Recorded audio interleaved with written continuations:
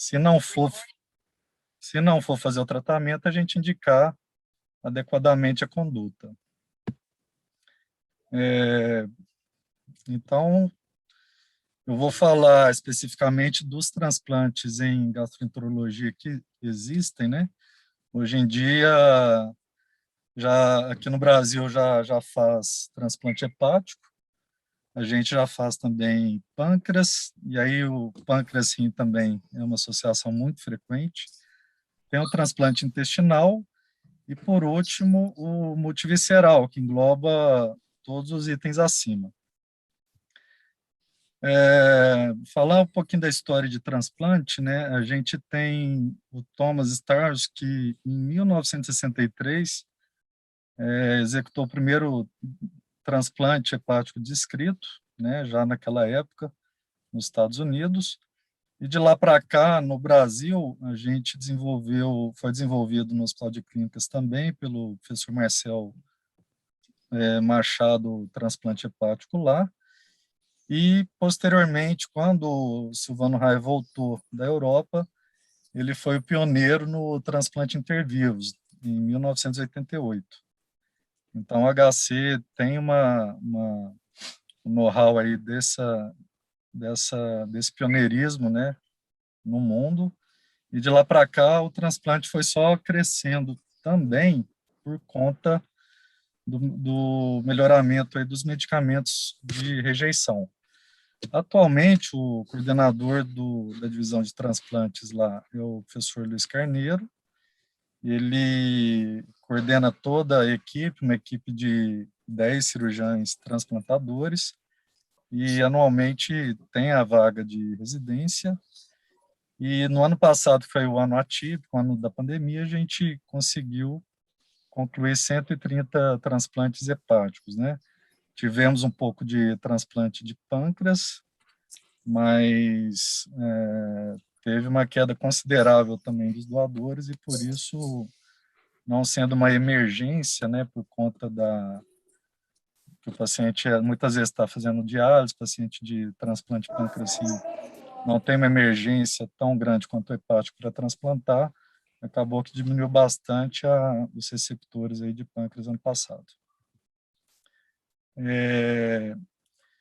Então, voltando um pouquinho na história de transplantes, a gente teve um divisor de águas, né, do transplante mundial após a introdução dos medicamentos para rejeição. Antigamente usava-se timoglobulina, ciclosporina em 79, mas o diferencial veio acontecer mesmo na década de 90, quando foi desenvolvido aí os inibidores de calcineurina, que é o tacrolimus, né, que até os dias atuais ele é utilizado. Com isso, melhorou muito a sobrevida dos pacientes a longo prazo. Para falar um pouquinho do transplante, a gente começa colocando 3 situações. A primeira é que a gente tem o chronic liver disease, que é aquele paciente com hepatopatia crônica, e geralmente esses pacientes evoluem em vários graus de fibrose hepática, que muitas vezes é confirmado através de biópsias, né, pela punção.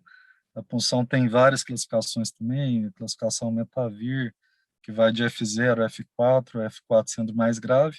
E quando se tem um acúmulo aí de fibroblastos, a gente vai graduando o grau de cirrose desse doente. Outra condição também, que é bastante comum, é aquele paciente hepatopata crônico que sofre um hit no fígado e acaba agudizando aquela condição pré-existente. Seria como se fosse um renal crônico que tem uma agudização da insuficiência renal, um DPO cítico também que tem uma exacerbação com um quadro de pneumonia. No ACLF, que é o Acute on Chronic Liver Failure, é aquele paciente que tem uma hepatopatia crônica, sofre um hit hepático e esse mecanismo acaba por exacerbar uma insuficiência hepática que pode instalar em dias, semanas, até 20 e poucos dias a gente considera essa condição. E iniciando os critérios aí da classificação hepática, muitos pacientes acabam subindo, né, na lista para serem transplantados. Outros, infelizmente, perdem todo o status para transplante. E a terceira condição, que é o acute liver failure, seria aquela condição que não caminha para cirrose, né? São daqueles casos, pacientes que têm um HIT hepático agudo, desenvolve uma insuficiência hepática aguda, e a gente denomina esses pacientes como hepatopatas fulminantes, paciente que tem uma hepatite fulminante. Então, seriam os 3 cenários aí que a gente vai deparar ao longo do tratamento dessas condições.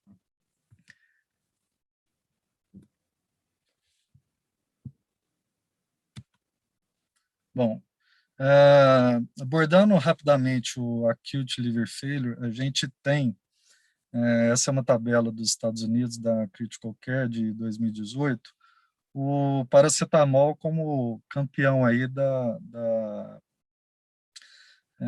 dos casos que evoluem para hepatite fulminante. Aqui no Brasil, não diferentemente, a hepatite fulminante medicamentosa também ela é muito, ela está acima na lista, porém, ano passado, acho que foram 5 ou 6 casos aí que tivemos de hepatite fulminante, e as etiologias foram medicamentosas, mas não foram relacionadas ao paracetamol. E aqui esse dado que eu trouxe é o dado de classificação para hepatite fulminante do King's College, que é a referência dos critérios utilizados mundialmente para poder estratificar aquele paciente que está evoluindo para hepatite fulminante. Então, se a gente observar do lado direito aí da tabela, a gente tem dados clínicos e laboratoriais, mas principalmente laboratorial, sendo que o dado clínico principal ele infere presença de encefalopatia nos critérios. Então, se você tem o INR por si só acima de 6,5, com encefalopatia hepática de qualquer grau, a gente já pode considerar como uma hepatite fulminante, e esse paciente ele é listado em primeiro da lista para ser receptor de órgão.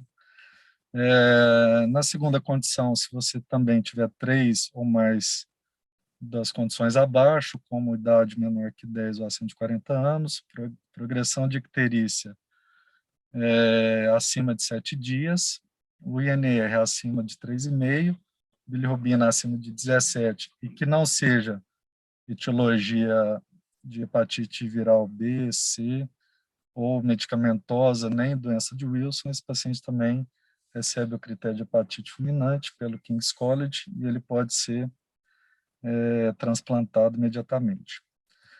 Um outro critério também já francês utilizado, que é o critério de Clichy, ele utiliza apenas a encefalopatia hepática, em estágio 3 ou 4, e a presença do fator 5 abaixo de 20% para pacientes menores de 30 anos, e acima de 30 anos, o fator 5 abaixo de 30%.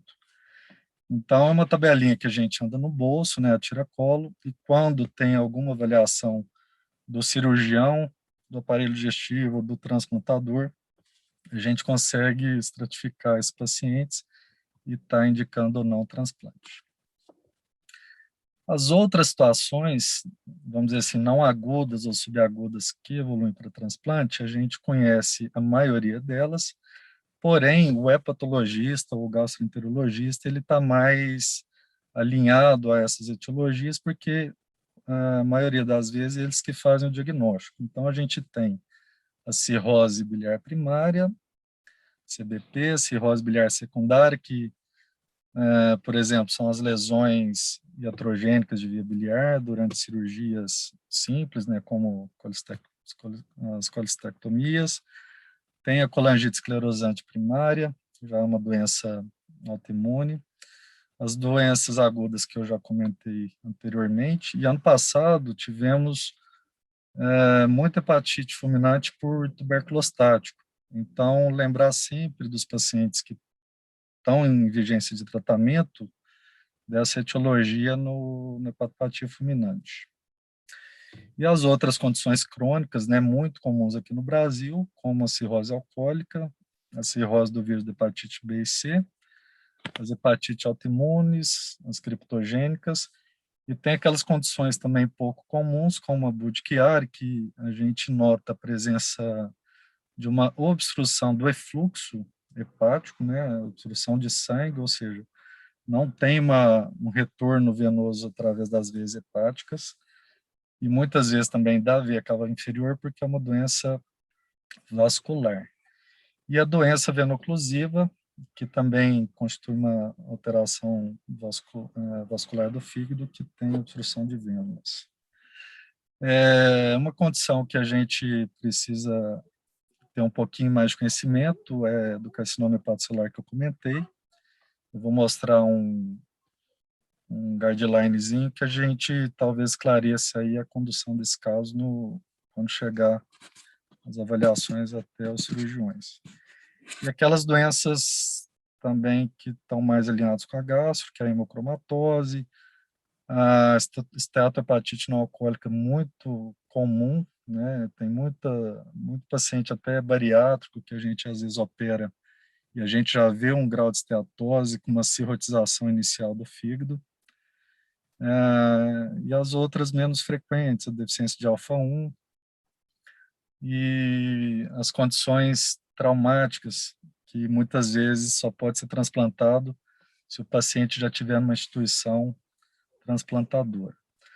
As condições menos frequentes, mas também importantes, são os retransplantes, porque na maioria das vezes os pacientes perdem, não tomam medicamento corretamente, ou tem alguma complicação cirúrgica como trombose. Alguns pacientes acabam se rotizando novamente e indo para retransplantes. Então, são cirurgias mais desafiadoras, mais difíceis, mas sempre que tem indicação, a gente tenta, porque o resultado e a sobrevida acaba sendo melhor do que jogar a toalha para esse doente.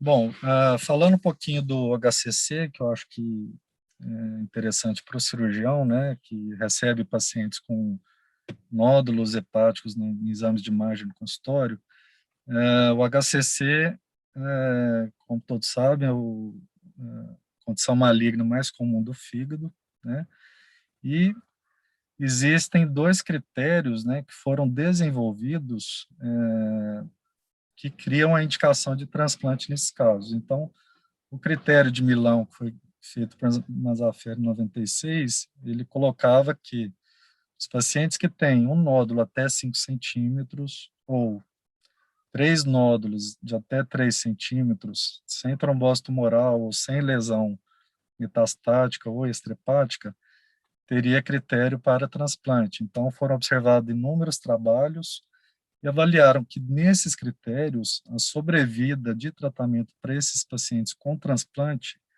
elas são melhores do que não fazer nada ou tentar a terapia paliativa. E no Brasil foi alterado a condição dos nódulos, e essa modificação que ocorreu em 2006 englobou pacientes na mesma situação, com nódulo de até 5 centímetros ou 3 nódulos entre 2 e 3 centímetros, que abrangeu um pouquinho mais a condição de indicação desses pacientes, aumentando em 8% as indicações do transplante, né, com o mesmo sucesso de sobrevida do critério Milão previamente seguido até então. Isso a gente coloca no guideline o seguinte, então, a gente quando se deparar com HCC no consultório, algum colega pedir alguma indicação, a gente vai ver a quantidade de nódulos e o tamanho deles. Se a gente tem nódulos pequenos, com função hepática preservada, seguramente esse paciente vai fazer só uma ablação ou uma conduta menos invasiva. Porém, com os critérios de Milão ou Milão Brasil, aqui no Brasil somente o critério Milão Brasil, a gente pode ou ressecar aquele nódulo quando ele for anatomicamente ressecável, ou então, se já tiver dentro daqueles critérios, indicar o transplante direto. Quando a gente resseca o HCC, é importante a gente lembrar que a maioria desses pacientes, eles têm um MELD baixo, que eu vou explicar mais adiante o que é o MELD certinho. E o que acontece é que quando tem alguma ressecção, alguma hepatectomia, esses pacientes acabam tendo uma descompensação clínico-laboratorial. Então, a gente até brinca que fazer ressecção de hepatocarcinoma, às vezes um nódulo isolado, em paciente que já tem algum HIT hepático, esse paciente tem uma aceleração do MELD. Então, a gente brinca assim, o programa de aceleração de MELD é operar aquele paciente com MELD baixo, e aí ele acaba tendo uma piora clínica laboratorial, o MELD dele sobe, muitas vezes ele está longe na lista e acaba... Sim.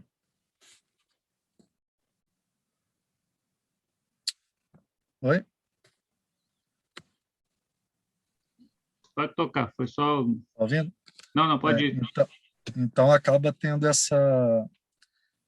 esse programa de aceleração de MELD. Então tem que ter cuidado quando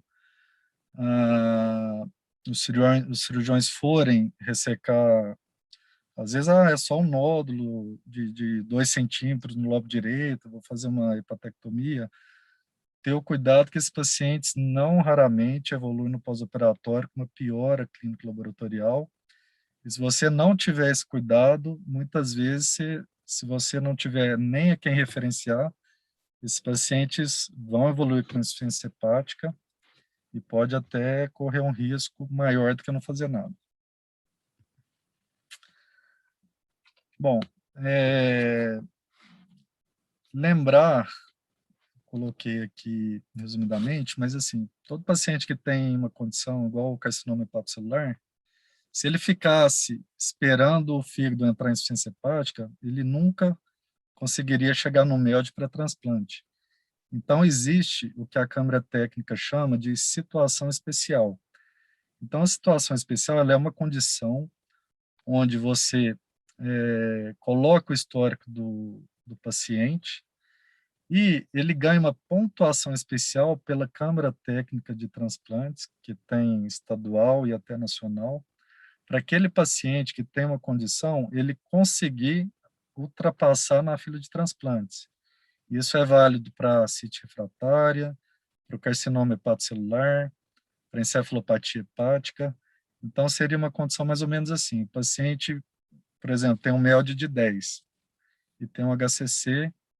Se ele esperar o MELD dele piorar, o fígado entrar em falência, pode demorar 2, 3, 4 anos. Então, ele nunca conseguiria ser um candidato a receber um fígado. Então, você pontuando ele, você faz essa consideração para a Câmara, coloca que ele tem o HCC, e aí ele ganha 20 pontos em 3 meses, depois, se em mais 3 meses o fígado não piorar, ele não ganhar alocação na fila, ele pontua mais 4 pontos até chegar em 29. Com o MELD de 29, ele seguramente tem uma altíssima chance de receber um órgão depois. Bom, então a gente falou um pouquinho das indicações, né, as hepatites crônicas, agudas, e aí, pode transplantar todo mundo? Não. O que é regido hoje no grupo? Então, a abstinência alcoólica de 6 meses ela é obrigatória, né? Os pacientes também com vírus de hepatite em atividade não podem ser transplantados, em replicação, né? A presença de infecção extrahepática, peritonite bacteriana espontânea em atividade, infecção urinária, pneumonia, porque isso diminui muito a sobrevida pós-TX. Pacientes com chagas, as neoplasias extrahepáticas de qualquer origem, e aquele paciente não aderente e que não concorda com os termos que a gente explica antes da cirurgia. Algumas contraindicações, entretanto, são relativas. Pacientes, por exemplo, que têm trombose de veia porta, que é uma condição muito comum nesses casos, eles têm a gente faz muita trombectomia de porta, mas, por exemplo, uma trombose porto-mesentérica extensa é uma cirurgia muito desafiadora, muito complexa e muitas vezes contraindica o transplante. Muitas vezes a gente tem que paliar os casos. E aquelas condições, paciente que não tem status nutricional adequado, paciente com cavidades abdominais congeladas por várias peritonites bacterianas também, seria algumas contraindicações relativas. E, por fim, existe uma idade, né, não é tão rígido, a gente vê que, ao longo do tempo, né, vem crescendo os receptores mais idosos. Por quê? Porque a gente não tem órgão para todo mundo. Então, a gente acaba tendo que abrir um pouquinho o critério para aceitar o fígado, já que é escasso, né, os enxertos. E a gente lembra também que o receptor, sendo idoso, ele tem um potencial de complicação cardiovascular maior, porém, ele é menos rejeitador do que o paciente jovem, né? O paciente idoso, ele já não tem o sistema imune tão atuante e acaba sendo mais fácil o manuseio anti-rejeição pós-operatório. Algumas alterações nesse gráfico da Hepatólise de 2019 coloca que o fígado do idoso ele diminui um pouco o volume, ele tem muito menos apresentação de antígeno às células de defesa, ele aumenta a apoptose, diminui o estresse oxidativo e diminui o metabolismo de uma forma geral. Então, a gente tem que pensar bastante quando a gente vai aceitar um fígado de um idoso, porque a gente chama isso de critério estendido, né? São fígado que funcionalmente eles têm os exames laboratoriais bons, mas a gente sabe que já tem uma alteração laboratorial funcional existente. Aqui só para mostrar que ao longo dos anos, né, a faixa etária aumentou dos pacientes receptores, tá? E agora eu vou falar um pouquinho dessa questão de doador, receptor, como que a gente procede no departamento do HC. O doador, no Brasil, tem dois tipos, que é o doador cadáver e tem o doador vivo, né, o transplante intervivos. Na Europa, Inglaterra, Bélgica, os países europeus, tem outra condição que chama DCD, que é o Cardiac Death Donor. É aquele paciente que não está em morte encefálica necessariamente, mas a condição cardíaca dele ela é irreversível. Então, lá existe essa condição, os pacientes podem ser doadores. Aqui no Brasil, não tem esse critério.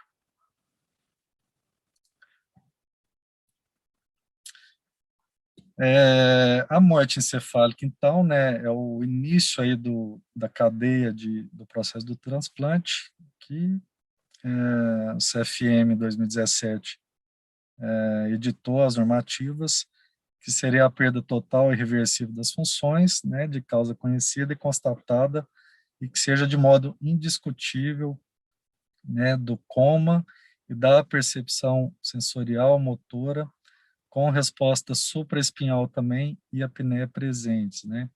Isso aí é condição sine qua non para os protocolos de morte encefálica.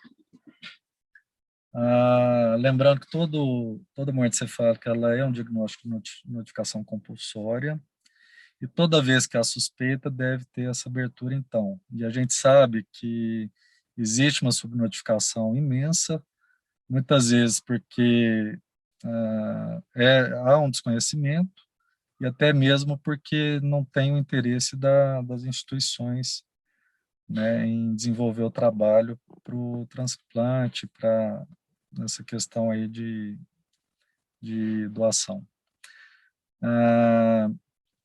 Vou falar rapidamente aqui, né, lembrando que tem aqueles testes todos que é feito para o pro protocolo de morte cefálica, reflexo fotomotor, vestíbulo calórico, né, injeta líquido quente no ouvido e observa os sinais, o teste da apneia, o reflexo da tosse, o óculos cefálico, o corno palpebral.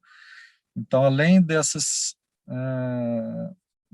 ausência de resposta de todos os testes dos pares cranianos, existe obrigatoriamente necessidade de confirmar com o exame cerebral, que pode ser o eletroencefalograma, o Doppler ou a angiografia.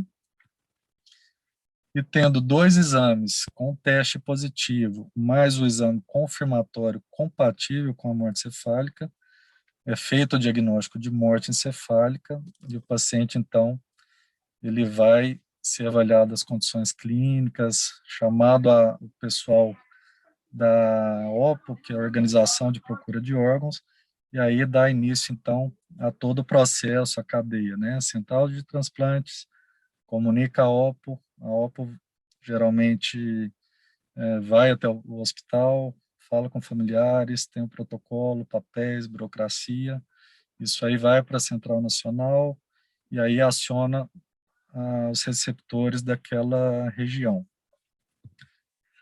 Bom, para fazer o transplante, a gente precisa estar atento nessa logística de comunicação e desenvolvimento de transporte, que todo órgão ele tem um tempo onde ele pode ter uma preservação, vamos dizer assim, mais adequada, com o menor sofrimento possível. Para o fígado, hoje, até 12 horas é o recomendado, mas obviamente, o quanto antes a gente conseguir alocar esse enxerto e voltar a circulação para ele, menor o risco, né? A gente tem do pâncreas um pouquinho semelhante, né? O rim já tolera um pouco mais, e pulmão e coração geralmente é um tempo mais enxuto. Por isso a gente sempre está indo de Uber e coração e pulmão sempre está de helicóptero. Essa é a desvantagem do fígado aí para quem vai captar o órgão, tá? Para quem se interessar aí futuramente. E olha que eles não dão nem carona para nós. Bom, então,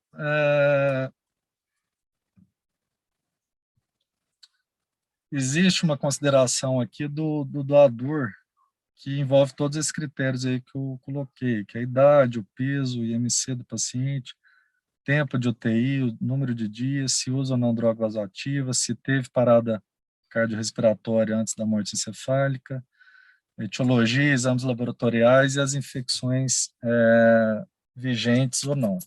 Algumas podem contraindicar, às vezes pacientes com quimioterapia, isso às vezes, talvez até inviabilize o próprio enxerto, porque o fígado fica bem esteatótico.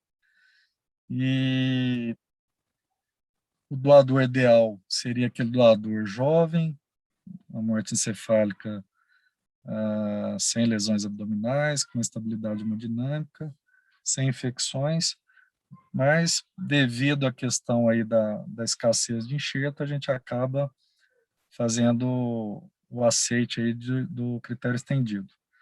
Na foto aí da direita é uma cirurgia de captação, ou seja, uma cirurgia laparotômica, como habitualmente a gente faz para qualquer laparotomia, abdômen agudo. E na foto da direita é a cirurgia que a gente chama de cirurgia de backtable, ou cirurgia de bancada. Quando a gente avalia o enxerto na captação, a gente tem que avaliar também peso, tamanho, se tem trauma, se tem lesões, se tem metástase, se tem alterações anatômicas, porque isso é importante. Se a gente lesa uma artéria na captação, isso pode prejudicar muito a equipe que vai implantar esse órgão depois. E a gente precisa tentar com a preservação, a solução de preservação, ela previne várias situações, eu vou falar mais adiante, para a gente poder oferecer o melhor enxerto possível para aquele receptor. Muitas vezes a cirurgia do implante, tecnicamente, é perfeita, tempo cirúrgico curto, o paciente sai sem droga vasoativa da cirurgia, mas aquele fígado não funciona. Então, remete a nós todo um processo para para entender se foi retirada do órgão foi adequada, se a preservação dele também foi feita adequadamente. E agora, para sintetizar um pouquinho que a gente quer mostrar para os residentes, pessoal que vai ter chance de fazer captação, é que a captação tem duas etapas. Tem a fase quente e a fase fria. Na fase quente, tem todas essas etapas, eu vou passar uma a uma para tentar criar o raciocínio lógico para todo mundo. Então, a gente faz uma incisão tóraco-abdominal extensa, né, desde da fúrcula external até a síntese pública. Nessa situação, a gente administra 1 grama de solumedrol pré-laparotomia, mas não é uma condição, alguns grupos não fazem, tá? A fase quente, que é a fase que a gente ainda não exsanguinou o paciente, né, ela começa com a manobra de Catel, uma manobra de Catel ampla, até a exposição da veia renal esquerda. Nesse momento, quando a gente chega até a veia renal esquerda, a gente consegue, com o indicador direito, palpar o pulso da mesentérica superior. E ali é o momento que você vai, com o mixter, né, laçar a artéria mesentérica, passar um reparo ou de fita cardíaca, ou de um algodão simples, e deixar ela isolada nesse momento, porque depois facilita para a gente poder fazer a hepatectomia, preservando a mesentérica superior. Aqui tem um videozinho do início da cirurgia, que já está o paciente todo aberto e fazendo a manobra de Catel. Então, é importante que o auxiliar conheça os steps também, porque as manobras aí de apresentação são muito importantes. E aí eu reparo da mesentérica superior.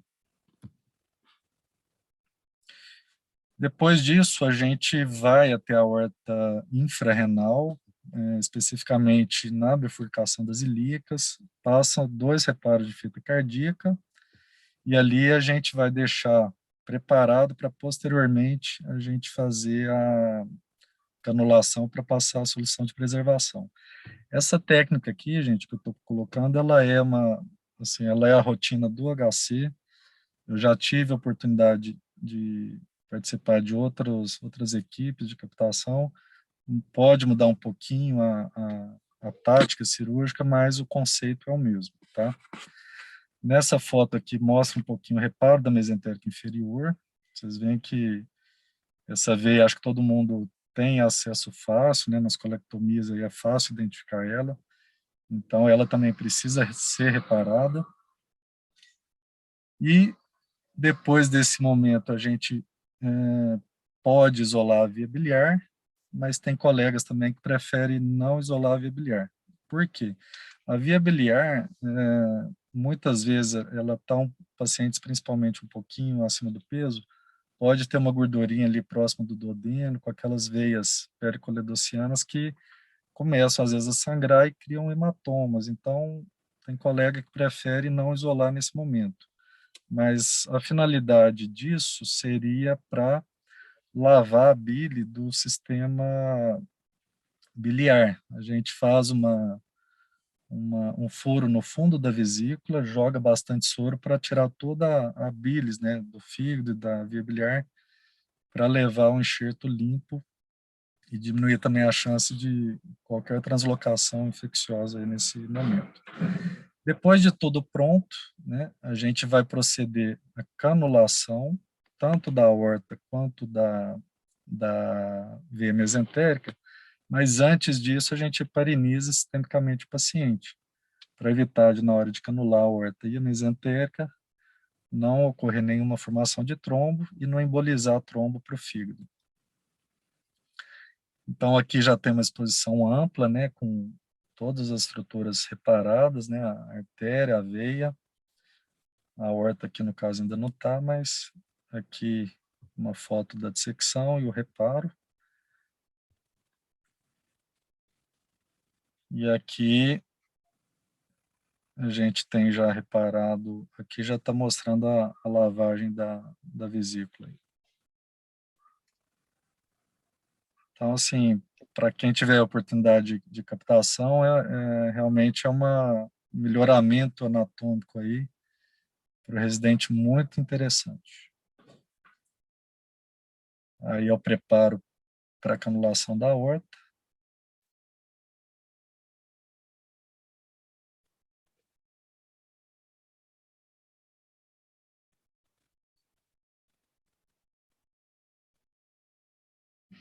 Aí, introduzindo a cânula. E esse processo todo, por que que é feito, né? Então, existe uma dúvida, né? Depois dessa etapa de canular tudo, o que que acontece? A gente vai isolar, no caso, quando não tem transplante de pâncreas, a gente repara a aorta torácica, faz um clampeamento intratorácico da aorta e vai lá no átrio direito, né, e faz uma secção do átrio para poder exsanguinar o doente. A hora que você tira todo o sangue pelo átrio, imediatamente abre-se a solução de preservação, que ela entra tanto pela aorta quanto pela veia mesentérica e vai desaguar no sistema porta, né, para poder infundir essa solução para o fígado. A solução de preservação habitualmente utilizada, aqui mais umas fotos,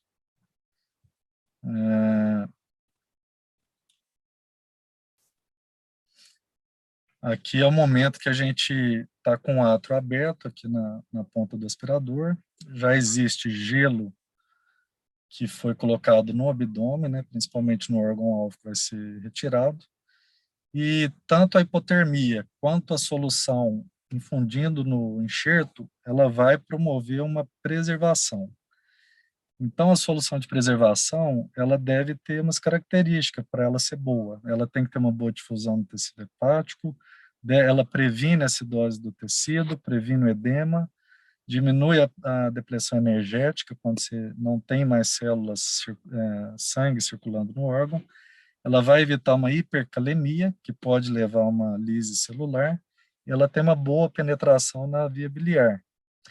A solução, dentre várias existentes, né, aqui o departamento do HC ainda utiliza, é o IGL-1, que foi desenvolvido no Instituto George Lucas, e é uma solução muito boa, porque ela previne, né, a hipercalemia e ela tem uma osmolaridade menor do que as outras soluções.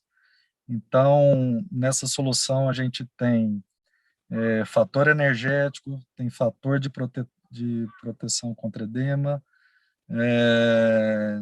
tem manitol para ajudar a prevenir o edema celular, então é um conjunto de substâncias e nutrientes para promover a preservação.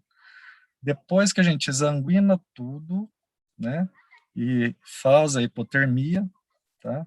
A hipotermia ela deve ser feita não para congelar o enxerto, isso é importante, porque muitas vezes, se a gente não ter cuidado, o órgão ele pode até congelar, isso é muito comum acontecer em transportes, e também a gente não quer que esse órgão chegue sem estar resfriado, né, até o implante, porque isso também causa mais dano celular.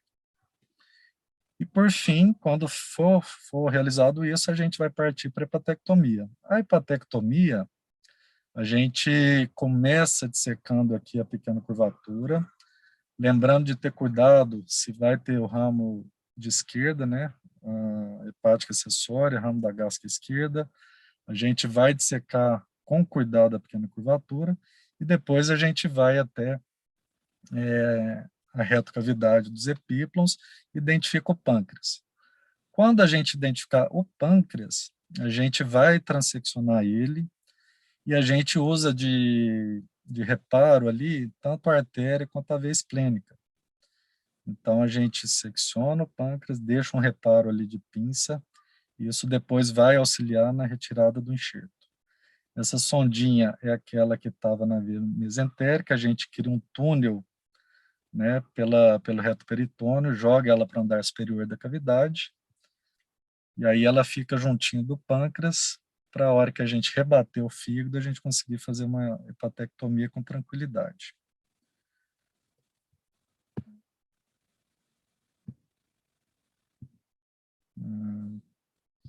Deixa eu ver se eu consigo abrir o vídeo aqui. Bom, acho que não. Bom, depois dessa etapa, então, aqui mostrando bem a veia artéria esplênica, né, onde a gente transecciona o pâncreas. Depois disso, a gente vai na região do duodeno, né, fazendo a manobra de Koch, liberando o pâncreas todo do duodeno, e depois a gente acessa aqui a mesentérica superior.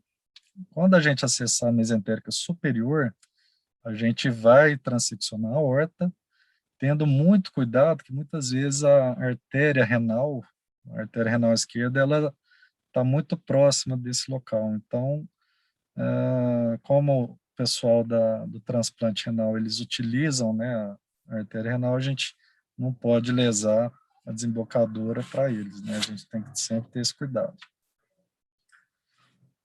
Feito isso, no isolamento da aorta, a gente tem uma manobra que a gente insere os dois dedos, né, na aorta e no sistema porta, a gente eleva a aorta e começa a seccionar em direção à coluna, levando todo o tecido. Então, o enxerto, ele chega para a cirurgia de backtable muito sujo, depois que é feito a limpeza adequada.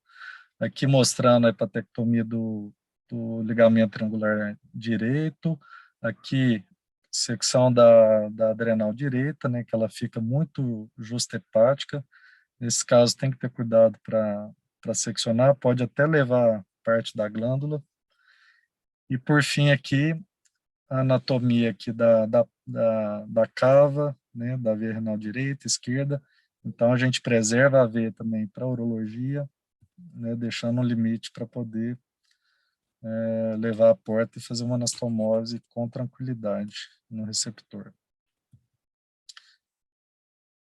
Então, finalizando a hepatectomia, secção dos músculos posteriores e a última etapa aqui, liberando o átrio da veia hepática, né, da veia cava superior, na verdade.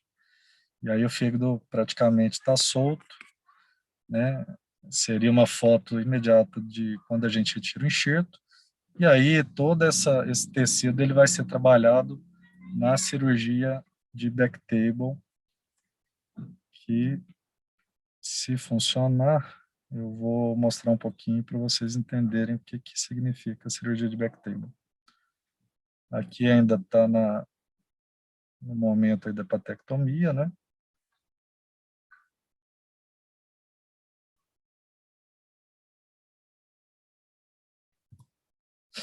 E agora, então a gente viu a cirurgia laparotômica e agora a cirurgia de backtable. Esse vídeo é um vídeo da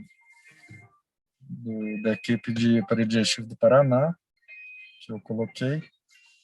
Então ela é feita numa bandeja mesmo, na bacia com solução, com soro resfriado, né, a 4 graus. E aí a gente limpa o músculo do diafragma, separa da veia cava, liga todos os ramos que existe da cava com o diafragma. E se tiver um preparo inadequado, o cirurgião que vai implantar o fígado, ele pode ter muito trabalho depois, até com alguma falha técnica depois do implante.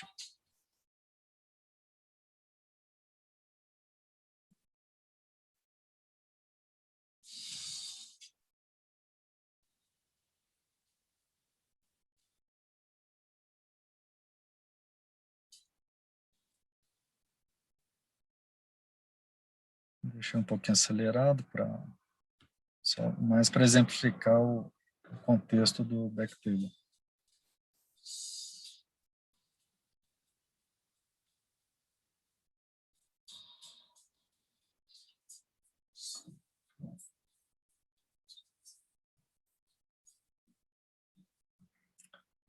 Então, muitas vezes, quando termina a cirurgia de backtable, né, o enxerto está pronto para o implante.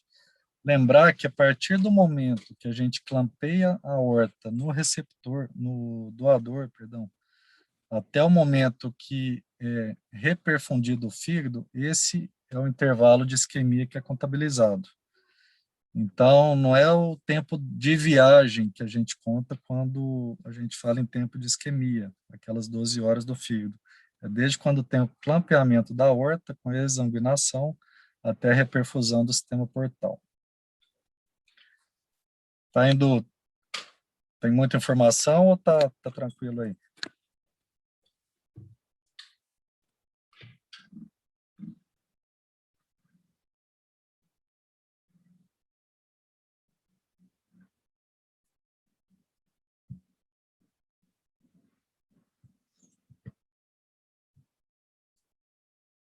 Tá ouvindo? Acho que caiu o meu sinal aqui.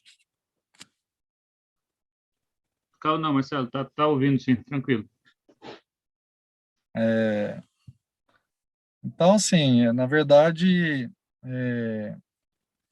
a aula de interessante aí seria a captação, e aí a gente tem os outros critérios de MELD, que seria para transplante, né, a pontuação, que o MELD, para quem não sabe, é o Model for End Stage Liver Disease.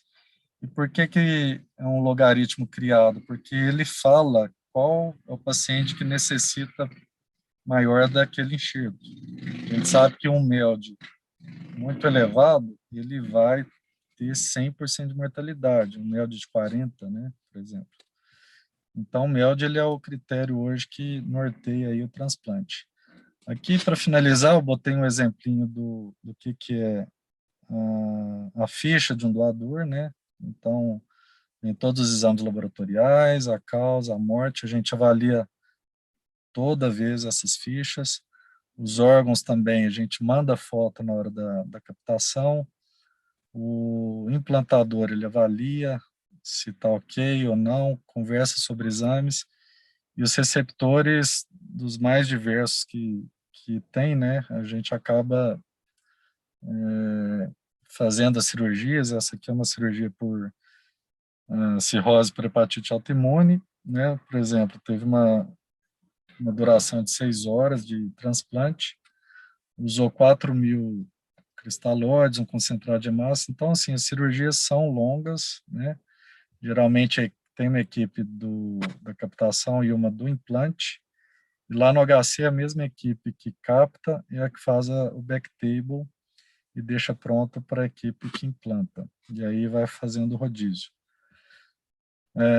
Então, assim, basicamente era isso que eu queria passar, assim, do cenário margeneiro do transplante, né? Esse caso aqui foi uma menina nova com síndrome hepatopulmonar, um fígado já cirrotizado, e aqui uma foto com conduta arterial. Ela não tinha uma artéria hepática boa, precisou fazer um enxerto da aorta infrarrenal até a hepática própria, né? Uma foto pós-reperfusão, então o fígado ele volta a coloração, volta a perfusão adequada. A gente faz exames pós-transplante, como Doppler, para ver se tem fluxo bom, se a velocidade da perfusão é boa, se não tem trombose. Tem a série laboratorial toda todos os dias de transplante.